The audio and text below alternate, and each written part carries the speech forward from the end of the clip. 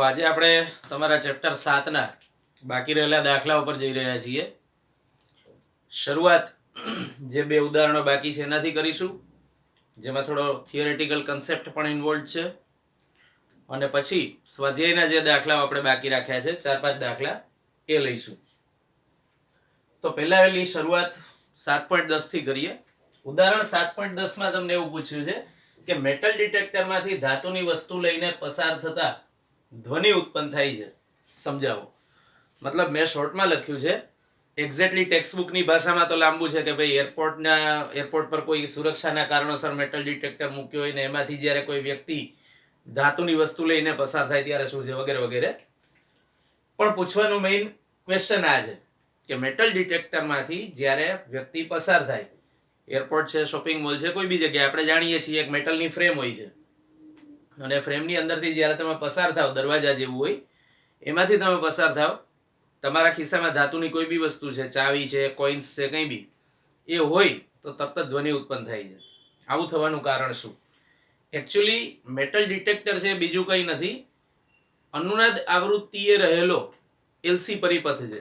બીજી રીતે કહીએ તો LCR પરિપથ છે, વધુ સારી રીતે કહીએ તો LCR શ્રેણી પરિપથ અનુનાદની સ્થિતિમાં છે. હવે જ્યારે તમે દરવાજામાંથી પસાર થાવ છો ત્યારે ખરેખર ઘણા બધા આંટાવાળી એક કોઇલ છે દરવાજાની અંદર સેટ કરેલી.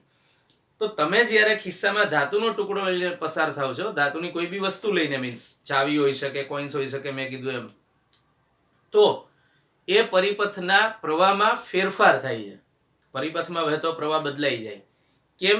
યાદ કરો કે ઇન્ડક્ટરની ઉર્જા એના ચુંબકીય ક્ષેત્રની ઉર્જા રૂપે સંગ્રહિત થયેલી હોય. આપણે ઇવન હમણાં પણ આ દાખલામાં પણ એ ઘટનાનો ઉપયોગ કરીશું. તો જે ઇન્ડક્ટરની ઉર્જા છે એ ચુંબકીય ક્ષેત્ર ઉર્જા રૂપે છે, અને ચુંબકીય ક્ષેત્ર રેખાઓ અમુક પ્રમાણમાં આપણી ખિસ્સામાં રહેલા ધાતુના ટુકડામાંથી પણ પસાર થવાનું વલણ ધરાવતી હોય. તો પહેલા કેવું થતું હતું કે ઇન્ડક્ટર અને કેપેસિટર એકબીજાને કેન્સલ આઉટ કરી દેતા હતા, તો પરિપથનો અવરોધ લઘુત્તમ થઈ જતો હતો. પણ હવે શું થયું? ધાતુના ટુકડાના કારણે પરિપથના અવરોધમાં ફેરફાર થયો. અવરોધમાં ફેરફાર થવાથી ઓબ્વિયસલી પ્રવાહ બદલાય છે, અને ઇલેક્ટ્રોનિક પરિપથનું એવું જોડાણ કરેલું હોય કે જે પ્રવાહનો ફેરફાર થાય કે તરત જ ધ્વનિ ઉત્પન્ન કરે.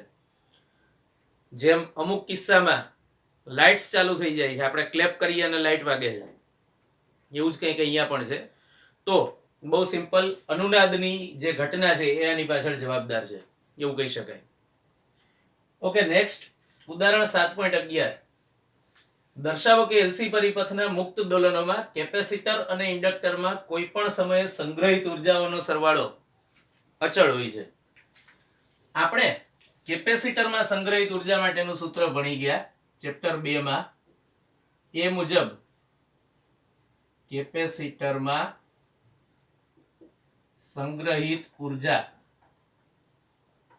આપણે એને નામ આપીએ UE, વિદ્યુત ક્ષેત્રની ઉર્જા રૂપે હોય એવું ભણી ગયા, અને એનું સૂત્ર હતું Q²/2C. આને કહી દો 1. એ જ રીતે ઇન્ડક્ટરમાં સંગ્રહિત ઉર્જા એના ચુંબકીય ક્ષેત્રની ઉર્જા રૂપે હોય, એટલે આપણે એને નામ આપીએ છીએ UB = 1/2 Li². આપણે અહીંયા જે યુઝ કરીએ છીએ એ જ સંજ્ઞાઓ લઈએ, સ્મોલ q અને સ્મોલ i. તો આ બે સૂત્રો આપણે જાણીએ છીએ. હવે આપણે જ્યારે એલસી પરિપથનો અભ્યાસ કર્યો, આપણને અહીંયા એલસી પરિપથ આપ્યો છે, તો મેં તમને એવું કીધેલું કે કેપેસિટર પરનો વિદ્યુતભાર t=0 સમયે મહત્તમ છે, અને કેપેસિટર પરનો વિદ્યુતભાર જે આપણે અહીંયા q લખ્યું છે એનો અર્થ એમ છે કે કેપેસિટરની ધન પ્લેટ પરનો વિદ્યુતભાર મહત્તમ છે. તો આપણે જ્યારે ગણતરી કરીશું, સૂત્ર સ્વરૂપે લખીશું, ત્યારે આપણે આવું કંઈક લખતા હતા, કેપેસિટર માટે વિદ્યુતભારનું સૂત્ર q = Q0 cos ω0t. આ કેપેસિટર પરના વિદ્યુતભારનું સૂત્ર છે. તો જુદા જુદા t સમયે કેપેસિટર પરના વિદ્યુતભારનું મૂલ્ય બદલાશે. અને એને અનુરૂપ ઉર્જા પણ બદલાશે. તો આના પરથી આને હું નંબર આપી દઉં છું 1.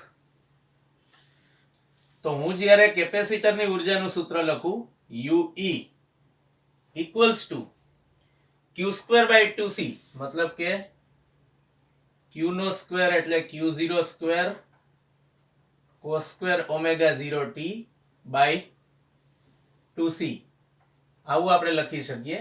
આને નંબર આપી દઈએ છીએ 2. હવે વાત આવે છે ઇન્ડક્ટરમાં સંગ્રહિત ઉર્જાની. તો ઇન્ડક્ટરમાં સંગ્રહિત ઉર્જાના સૂત્રમાં પાછું હું I નું સમીકરણ મૂકું. તો I બરાબર આપણે જાણીએ છીએ dq/dt, અથવા તમે એલસી દોલક પરિપથ માટે જે લખ્યું હતું માઇનસ dq/dt પણ લખી શકો, પણ ફાઇનલી આપણે I નો સ્ક્વેર જ કરવાના છીએ, સમજો. એટલે કદાચ તમે અહીંયા માઇનસ નથી લખતા તોય સ્ક્વેર જ થવાનો, એટલે કોઈ ઇશ્યુ નથી. તો dq/dt કરવાથી શું મળે? d/dt of q0 square cos square omega 0t, આવું મળ્યું. q ની કિંમત લીધી આપણે, q0 cos ઓમેગા 0t. પાછું q0 અચળ છે, cos નું વિકલન માઇનસ સાઇન અને ઓમેગા 0 ના એક વિકલન વડે ગુણાવવાનું. તો આપણને ફાઇનલી I નું સૂત્ર મળે છે q0 omega 0 sin omega 0t આખું પદ માઇનસ. અહીંયા જો તમે પહેલેથી માઇનસ સંજ્ઞા કન્સિડર કરો તો આ પદ માઇનસ ના આવે. હવે ઓમેગા 0 બરાબર 1/√LC હતું, 1/√LC. આના પરથી જ્યારે હું આ સમીકરણમાં કિંમત મૂકું ત્યારે મને મળશે, આપણે એક કામ કરીએ,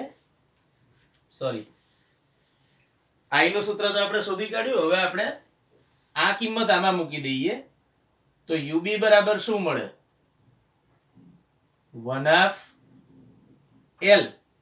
હવે I નો સ્ક્વેર છે એટલે અહીંયા સ્ક્વેર થઈ જશે, એટલે q0 square omega 0 square sin square omega 0t આવું મળશે.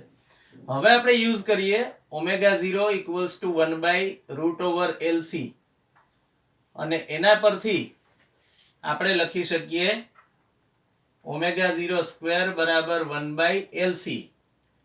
એટલે કે અહીંયા જે કિંમત લઈશું આપણે ઓમેગા 0 સ્ક્વેર અને L એની, એ મળશે ઓમેગા 0 સ્ક્વેર L બરાબર 1/C. આ કિંમત લઈ લઈએ તો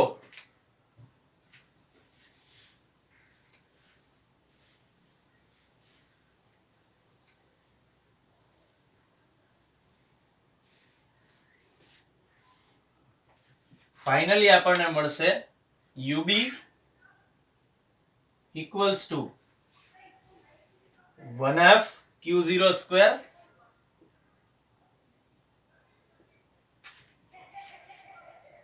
L ઓમેગા 0 સ્ક્વેર ની કિંમત 1/C લઈ લઈએ, એટલે છેદમાં C sin square omega t. જેને થોડું વ્યવસ્થિત રીતે લખીએ તો આપણે લખી શકીએ UB બરાબર q0 square sin square omega 0t upon 2c. આને નંબર આપી દઉં છું સમીકરણ 3. તો હવે પરિપથમાં કોઈ પણ સમયે સંગ્રહિત ઉર્જા એક કેપેસિટરની અને ઇન્ડક્ટરની ઉર્જાના સરવાળા રૂપે હશે. શરૂઆતમાં આપણે જોયું હતું કે કેપેસિટર પરનો વિદ્યુતભાર મેક્સિમમ છે, તો કેપેસિટરની ઉર્જા મેક્સિમમ છે, પણ ઇન્ડક્ટરમાંથી વહેતો પ્રવાહ શૂન્ય હતો. એટલે આપણે ઇન્ડક્ટરની જે ઉર્જા ગણીએ અહીંયા U બરાબર 1/2 Li², આપણે જે સૂત્ર લખ્યું હતું એમાં પ્રવાહ શૂન્ય છે એટલે એની ઉર્જા શૂન્ય હતી. પછી ધીમે ધીમે ઇન્ડક્ટરમાં પ્રવાહ વધતો ગયો, એમાં આની ઉર્જા વધતી ગઈ, ઇન્ડક્ટરની ઉર્જા, અને કેપેસિટર પરનો વિદ્યુતભાર ઘટતો ગયો એટલે આ ઉર્જા ઘટતી ગઈ. તો હવે કુલ ઉર્જા ગણીએ. સંજ્ઞા એને U આપ્યું હોય તો આપી શકો. તો U equals to UE plus UB એટલે કે Q0 square cos square omega 0t upon 2c plus UB ની કિંમત Q0 square sin square omega 0t by 2c. આમાંથી Q0 square by 2c common લઈ લો તો વધશે cos square omega 0t plus sin square omega 0t. તો આપણે જાણીએ છીએ cos square theta plus sin square theta 1 થાય. તો પરિપથમાં કોઈ પણ સમયે સંગ્રહિત ઉર્જાનું મૂલ્ય મળ્યું Q0 સ્ક્વેર બાય 2c. હવે એક વસ્તુ અહીંયા સમજવાની આવે છે. આનો અર્થ તો એમ થયો કે ઉર્જા સમયથી સ્વતંત્ર છે, ઉર્જા અચળ જળવાઈ રહે છે જો સમયનું કોઈ પદ અહીંયા હાજર નથી. ધ્યાન રાખો કે Q0 છે, Q નથી. જો Q હોત તો એ સમય પર આધારિત હતો, પણ Q0 તો કેપેસિટરની ધન પ્લેટ પરનો મેક્સિમમ વિદ્યુતભાર છે. આ અચળ છે. પરિપથમાં જોડેલા કેપેસિટરનું કેપેસિટન્સ પણ અચળ છે. તો ફાઇનલી U નું મૂલ્ય પણ અચળ જળવાઈ રહે છે. મતલબ પરિપથની કુલ ઉર્જા અચળ રહે છે. આવું થવાનું કારણ આપણે થિયરી વખતે પણ સમજ્યા હતા કે આપણે શુદ્ધ ઇન્ડક્ટર વિચારેલું છે કે જેનો અવરોધ શૂન્ય છે, એટલે આપણે ઇન્ડક્ટરનો અવરોધ કન્સિડર નથી કરતા, એટલે કુલ ઉર્જા અચળ જળવાઈ રહે છે. બીજી એક વસ્તુ એ પણ ખરી કે આ ઉર્જા કેપેસિટરની પ્રારંભિક ઉર્જા જેટલી છે એટલું કહી શકો તમે. એવું કહી શકો જો કેપેસિટર પર પ્રારંભમાં રહેલો હતો વિદ્યુતભાર Q0 સ્ક્વેર મતલબ Q0, પ્રારંભ મતલબ t બરાબર 0 લઈ લો તો આ cos ઓમેગા 0t વાળું પદ cos 0 એટલે 1 થઈ ગયું. તો પ્રારંભિક વિદ્યુતભાર Q0, અહીંયા આ પદ 1 થઈ ગયું, એટલે કુલ ઉર્જા Q0 સ્ક્વેર બાય 2c જે તમે અહીંયા શોધી એ જ. તો પ્રારંભમાં પરિપથની સંપૂર્ણ ઉર્જા કેપેસિટરની ઉર્જા રૂપે સંગ્રહિત હતી, એટલે આપણને એ ઉર્જાનું મૂલ્ય અચળ મળ્યું. ધ્યાન રાખજો, મૂલ્ય અચળ મળ્યું. શબ્દો ખાસ સમજવાના છે. આ ઉર્જાનું મૂલ્ય છે, ઉર્જાનું સ્વરૂપ નથી. ઉર્જા હંમેશા કઈ સમગ્ર પરિપથ જેટલો ટાઈમ ચાલુ છે એટલો ટાઈમ કેપેસિટરની ઉર્જાના રૂપમાં જો એવું કહેવાનો અર્થ નથી. ઉર્જાનું રૂપાંતરણ થાય છે કેપેસિટરમાંથી ઇન્ડક્ટરમાં, ઇન્ડક્ટરમાંથી પાછું કેપેસિટરમાં, આવી રીતે. પણ મૂલ્ય આટલું અચળ જળવાઈ રહે છે, એમાં કોઈ ફેરફાર થતો નથી. જો કે આપણે વધારે પડતી આદર્શ પરિસ્થિતિ વિચારેલી છે, આપણે લાસ્ટ ટાઈમ વાત થયેલી એ રીતે. બાકી આ પરિપથમાં વિદ્યુત ચુંબકીય વિકિરણના સ્વરૂપમાં ઉર્જાનું ઉત્સર્જન થાય જ છે, જેના વિશે આપણે ડિટેલ્સ નેક્સ્ટ ચેપ્ટરમાં લેવાના છીએ, ચેપ્ટર 8માં. પણ હાલ તાત્કાલિક આપણે વધારે આગળના દાખલાઓ પર જઈએ.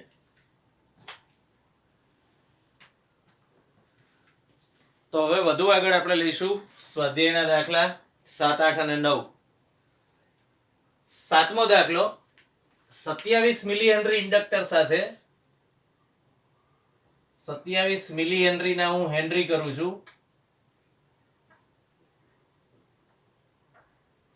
30 માઇક્રોફેરેડનું એટલે કે 30 ગુણ્યા 10⁻6 ફેરેડનું સંપૂર્ણ વિદ્યુતભારિત કેપેસિટર જોડેલ છે. પરિપથમાં થતા મુક્ત દોલનોની કોણીય આવૃત્તિ શોધો. તો મુક્ત દોલનોની કોણીય આવૃત્તિનું સૂત્ર જાણો છો, ઓમેગા 0 = 1/√LC, એટલે કે 1/, L અને C નો ગુણાકાર એટલે 27 ગુણ્યા 10⁻³ અને 30 ગુણ્યા 10⁻6, આ અંડરરૂટ. તો આને સાદુરૂપ આપો એટલે તમને ઓમેગા 0 નું મૂલ્ય મળી જશે. બહુ સિમ્પલ છે. 27 તરી 81 અને 81 નું રૂટ કરો એટલે 9 ગુણ્યા 10⁻³ - 6 એટલે -9 પ્લસ 1 એટલે આ થઈ ગયું 10⁻8. તો આને સાદુરૂપ આપો એટલે ઓમેગા 0 મળી જશે. જવાબ -8 નું રૂટ કરવાનું રહી ગયું એટલે -4. તો આનો જવાબ મળશે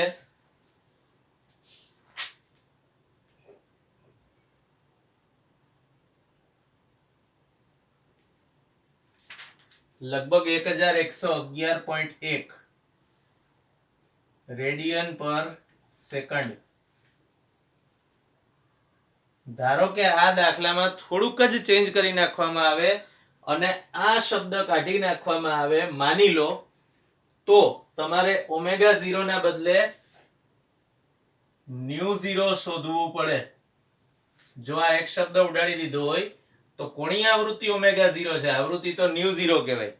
એટલે ખાસ યાદ રાખવાનું કે જો આવૃત્તિ પૂછાય તો આના પરથી તમારે હજુ એક સ્ટેપ કરવું પડશે. ઓમેગા 0 = 2 પાઈ ન્યુ 0, પછી 2 પાઈ સામે છેદમાં લઈ જાઓ એટલે આને 6.28 વડે ભાગો, જે આવે તમારો જવાબ.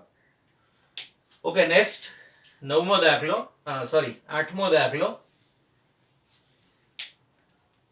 સ્વાધ્યાય 7.7 માં કેપેસિટર પર પ્રારંભમાં 6 મિલીકુલમ વિદ્યુતભાર હોય. પ્રારંભિક વિદ્યુતભારને આપણે Q0 કહેતા હતા. 6 મિલીકુલમ છે, જેના હું કુલમ કરું તો પ્રારંભમાં અને પછીના કોઈ પણ સમયે પરિપથમાં સંગ્રહિત કુલ ઉર્જા શોધો. આપણે હમણાં જ જે ઉદાહરણ જોયું એલસી પરિપથ માટે કુલ ઉર્જા હંમેશા અચળ રહે છે, એમાં લાસ્ટ ઇક્વેશન મેળવ્યું હતું Q0² / 2C. તો પ્રારંભમાં અને પછીના કોઈ પણ સમયે ઉર્જા U બરાબર Q0² / 2C જેટલી હોય. તો Q0 ની કિંમત 6 × 10⁻³ એનો સ્ક્વેર છેદમાં 2, અને કેપેસિટરનું મૂલ્ય 7.7 વાળું લેવાનું, મતલબ 30 માઇક્રોફેરેડ, જેના હું ફેરેડ કરું છું. તો જવાબ આવશે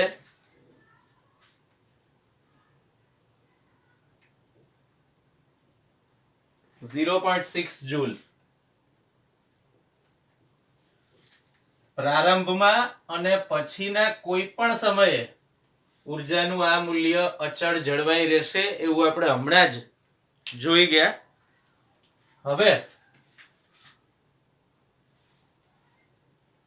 સ્વાધ્યાયના દાખલા 9 પર જઈએ.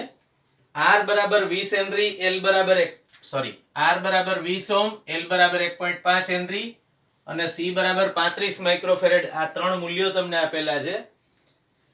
આ ત્રણે ના એસી શ્રેણી જોડાણ સાથે ચલ આવૃત્તિ વાળો 200 વોલ્ટ સપ્લાય જોડેલ છે. સપ્લાયની આવૃત્તિ પરિપથની પ્રાકૃતિક આવૃત્તિ જેટલી થાય ત્યારે એક પૂર્ણ ચક્ર દરમિયાન પરિપથમાં મળતો સરેરાશ પાવર શોધવાનો છે. પરિપથમાં મળતો સરેરાશ પાવર તમારે શોધવો હોય તો આપણે સૂત્ર ભણી ગયા, V I cos phi. આવું. હવે દેખીતી વાત છે કે જ્યારે સપ્લાયની આવૃત્તિ પરિપથની પ્રાકૃતિક આવૃત્તિ જેટલી થાય ત્યારે આમાં આપણે phi બરાબર 0 લેવું પડે, અને પ્રવાહનું આપણને મેક્સિમમ મૂલ્ય મળે એવું આપણે કહી શકીએ. તો P બરાબર VI થયું. હવે V અને I શું છે? તો કે વોલ્ટેજ અને પ્રવાહના RMS મૂલ્યો છે. આપણે એના માટે આ સંજ્ઞાઓ લીધેલી છે, અને સરેરાશ પાવર માટે આપણે કેપિટલ P લેતા હતા. તો હવે હું લખી શકું P બરાબર V, અને I ની કિંમત V/Z લેવી પડશે. કારણ કેમ? જો V આપેલો છે, આ RMS મૂલ્ય તમને આપેલું છે 200, પણ તમને ડાયરેક્ટલી I નું મૂલ્ય ક્યાંય નથી આપ્યું આખામાં, એટલે I નું મૂલ્ય આપણે આના પરથી ગણવું પડશે. તો હવે આને લખાય V × V એટલે V² છેદમાં Z બરાબર R, કારણ કે અનુનાદ સમયે યાદ કરો ઇન્ડક્ટર અને કેપેસિટર એકબીજાને કેન્સલ કરી દે, તો અનુનાદ સમયે Z બરાબર R જેટલો અસરકારક ઇમ્પિડન્સ હોય પરિપથમાં. તો હવે V નો સ્ક્વેર એટલે 200 નો સ્ક્વેર ભાગ્યા R એટલે 20. તો તમને જવાબ મળશે 2000 વોટ. તો હવે આપણે વધુ આગળ બીજા દાખલા ઉપર જઈએ. હવે વધુ આગળ તમારા આ ચેપ્ટરનો સ્વાધ્યાયનો છેલ્લો દાખલો 11 આપણે જોઈ રહ્યા છીએ. ચલ આવૃત્તિ વાળો મતલબ અગેન જેની આવૃત્તિ સેટ કરી શકાય એ ટાઈપનો એક 230 વોલ્ટનો એસી સ્ત્રોત જે આપેલું છે, આરએમએસ મૂલ્ય છે એવું યાદ રાખવાનું છે. L બરાબર 5 હેનરી, C 80 માઇક્રોફેરેડ અને R 40 ઓહ્મ સાથે જોડેલ છે. તો અનુનાદ થવા માટે જરૂરી સ્ત્રોતની આવૃત્તિ શોધો. તો પહેલા તો આપણે શોધી કાઢીએ એ. આપણે જોયું હતું કે અનુનાદ કોણીય આવૃત્તિ ઓમેગા 0 હોય. ઓમેગા 0 ઇક્વલ્સ ટુ 1/√LC આવું સૂત્ર હતું. તો 1/√L5 અને C 80 માઇક્રોફેરેડ એના મેં ફેરેડ કર્યા. આ આખું અંડરરૂટ છે. તો આનું સાદુરૂપ તમને મળશે 50 રેડિયન પર સેકન્ડ. આને હું કહી દઉં છું 1. હવે અહીંયા એક વસ્તુ યાદ રાખવાની છે કે તમને પૂછ્યું છે અનુનાદ થવા માટે જરૂરી સ્ત્રોતની આવૃત્તિ, કોણીય આવૃત્તિ નહીં. તમે શોધી છે કોણીય આવૃત્તિ છે, પણ ચોપડીમાં તમને આન્સર સેક્શનમાં આ આપી છે. એટલે મેં આ 50 રેડિયન પર સેકન્ડ એમનું એમ રાખ્યું છે. તમારે જો એકદમ પ્રિસાઇઝલી આવૃત્તિ જ શોધવી હોય તો પછી તમે આવું કરી શકો કે ઓમેગા 0 ના બદલે 2π/0 લઈ લો. તો 2π/0 બરાબર 50 થયું અને સાદુરૂપ આપીને /0 શોધી કાઢો, જે આવે તમારો જવાબ સેકન્ડ ઇન્વર્સમાં. પણ તમારી ચોપડીમાં જવાબ આમ જ રાખ્યો છે 50 રેડિયન પર સેકન્ડ. એટલે આ તમને જસ્ટ ધ્યાનમાં રહે એના માટે લખીને આપ્યું. એક્ઝામમાં પૂછાય તો આ જવાબ શોધવો ખરા. બુકમાં આપણે આન્સર સેક્શનમાં જે આપ્યો જવાબ રાખ્યો અત્યારે 50. અચ્છા, તો પહેલા એ નો તો જવાબ મળી ગયો. હવે બીજું અનુનાદ આવૃત્તિ ઇમ્પિડન્સ. આપણે પરિપથના ઇમ્પિડન્સ નું સૂત્ર જાણીએ છીએ, √R² plus XL minus XC આખાનો સ્ક્વેર. તો હવે અનુનાદ આવૃત્તિએ તમને પૂછ્યું છે. તો અનુનાદની સ્થિતિમાં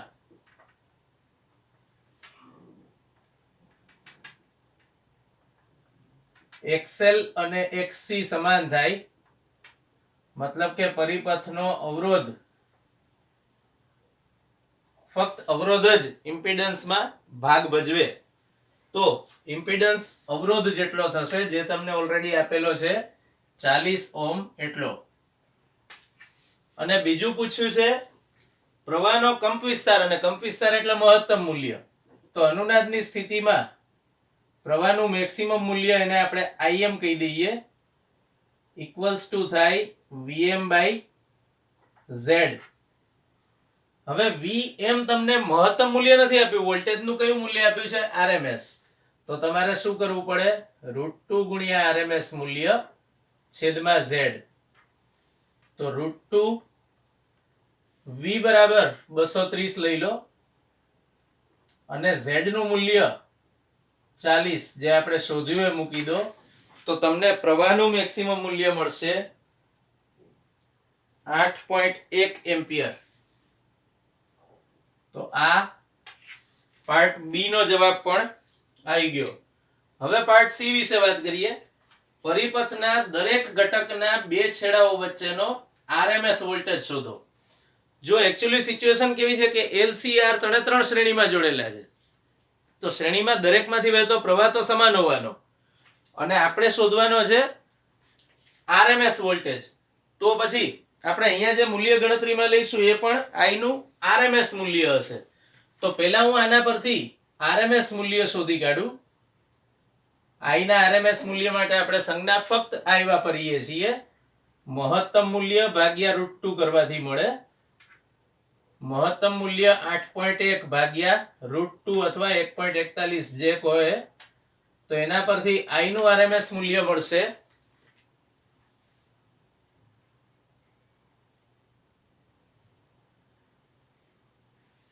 5 5.75 એમ્પિયર.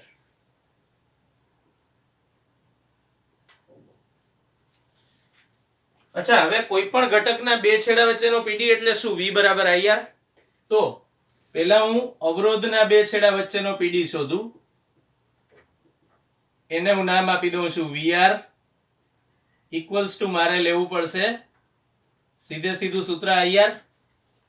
તો I નું મૂલ્ય 5.75 અને R નું આપેલું છે 40. આને સાદુરૂપ આપો એટલે જવાબ મળશે 230 વોલ્ટ. ખાસ ધ્યાનમાં રાખવાની બાબત, જો સોર્સ વોલ્ટેજ જેટલો લાગુ પાડ્યો છે એટલો જ તમને અવરોધના બે છેડા વચ્ચે મળ્યો. કારણ કે ઇન્ડક્ટર અને કેપેસિટર એના બે છેડાઓ વચ્ચેના વોલ્ટેજ એકબીજાને કેન્સલ કરી દે. આપણે થિયરીમાં જોયું એમ શોધીએ, બંનેના મૂલ્યો સમાન મળશે. ઇન્ડક્ટર માટે શોધો તો ઇન્ડક્ટરના બે છેડા વચ્ચેનો પીડી VL બરાબર I અને R ના બદલે આપણે XL લઈએ. XL એટલે ઇન્ડક્ટરનો રિએક્ટન્સ. તો XL એટલે ઓમેગા L એવું આપણે જાણીએ છીએ. I 5.75 ઓમેગા 50 આપણે શોધ્યો અહીંયા અને L આપેલો છે 5. તો આના પરથી VL નું મૂલ્ય મળશે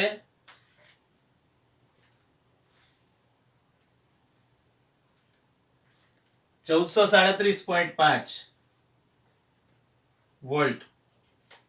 અને એ જ રીતે કેપેસિટર માટે ગણીએ બે પ્લેટ્સ વચ્ચેનો પીડી. તો VC બરાબર I XC એટલે કે I ના છેદમાં ઓમેગા C. આપણે જાણીએ છીએ XC બરાબર 1/ωc થાય. તો I એટલે ફરીથી એકવાર 5.75, ઓમેગા એટલે ફરીથી એકવાર 50 જે આપણે શોધ્યા, અને XC સોરી C 80 ગુણ્યા 10⁻6. આને સાદુરૂપ આપશો તો પણ તમને વોલ્ટેજ આના જેટલો જ મળશે 1437.5 વોલ્ટ. પણ કદાચ એવો સવાલ થતો હોય કે ભાઈ આ 1437.5, આ 1437.5 અને આ 230 બધા શ્રેણીમાં છે તો ટોટલ થાય. તો એવો સવાલ ન થાય એના માટે તમને આ પૂછ્યું છે. દર્શાવો કે અનુનાદ આવૃત્તિએ LC સંયોજનના બે છેડાઓ વચ્ચેનો પીડી શૂન્ય છે. હું LC સંયોજનના બે છેડાઓ વચ્ચેનો પીડી શોધું તો એ મળે VL - VC. બંનેની કિંમત 1437.5 શોધી આપણે. એટલે આના બે છેડા વચ્ચે વિતરિત થતો કુલ વોલ્ટેજ અથવા બે છેડાઓ વચ્ચેનો પીડી શૂન્ય મળશે. અગેન તમારે અહીંયા લાંબુ કરવું હોય તો IXL - IXC કરીને ફરીથી એકવાર આની આ બધી કથા અહીંયા કરી શકો, પણ એની કોઈ જરૂર નથી. તમે ગણતરી એકવાર દેખાડી દીધી, ધેટ્સ ઓલ. આટલું પૂરતું છે. હવે લાસ્ટ બાબત કે LC સંયોજનના બે છેડાઓ વચ્ચે એ શબ્દોનો મીનિંગ શું છે, ખાલી એ જોઈ લઈએ. તમે એક LCR શ્રેણી પરિપથ વિચાર્યો છે. LCR AC શ્રેણી પરિપથ મતલબ આવું કંઈક છે. આ L છે, પછી આ C છે અને આ R છે,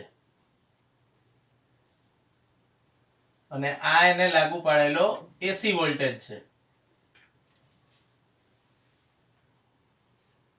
L C અને R. તો LC સંયોજનના બે છેડા વચ્ચેનો કુલ વોલ્ટેજ મતલબ કે આ બે વચ્ચેનો કુલ વોલ્ટેજ તમે શોધ્યો VL - VC કરીને. જે આપણે છેલ્લે શોધ્યો VL - VC એ આ છે. આ ટોટલ વોલ્ટેજ 0 મળ્યો. મતલબ કે જે કંઈ વોલ્ટેજ તમે સોર્સ વોલ્ટેજ અહીંયા લાગુ પાડ્યો તો RMS મૂલ્ય 230 એ તમને અવરોધના બે છેડા વચ્ચે મળ્યું, જોઈ શકો છો આ 230 વોલ્ટ. તો આ સાથે તમારો સ્વાધ્યાયનો દાખલો 11 પણ પૂરો થાય છે અને અહીંયા તમારું ચેપ્ટર 7 પણ પૂરું થાય છે. હોપફુલ્લી આપણે અત્યારે જે ઓનલાઈન ભણી રહ્યા છીએ એમાં પ્રોપર અટેન્શન આપીને વિડીયો જોતા હશો અને ઓબ્વિયસલી સ્કૂલ પોતાનાથી બનતો પ્રયત્ન કરી રહી છે, તો બેટર આપણે પણ થોડું સમજી વિચારીને ભણવાનું ચાલુ રાખીએ અને ખાસ મહત્વનો મુદ્દો કે જે કંઈ ચાલ્યું છે એ રિવાઇઝ કરતા રહીએ.